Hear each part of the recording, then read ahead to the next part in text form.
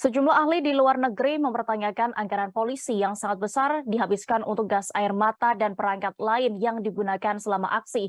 Para ahli menilai tragedi terbaru di Stadion Kanjuruhan Malang mengungkap masalah sistematik yang dihadapi polisi Indonesia.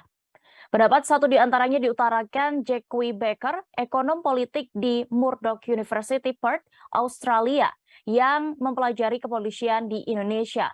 Menurutnya, dunia telah melihat sekilas taktik tersebut ketika petugas anti huru-hara di Kota Malang memukuli supporter sepak bola dengan tongkat dan perisai.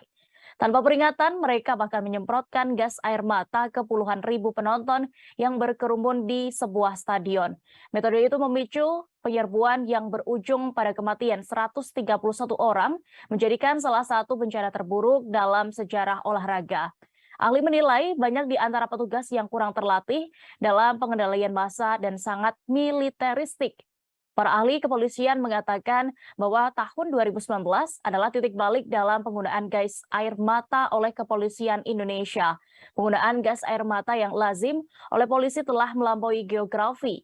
Saat menghadapi demonstran massa, petugas dari Jakarta hingga Kalimantan bahkan secara konsisten menggunakan bahan kimia untuk melumpuhkan pengunjuk rasa.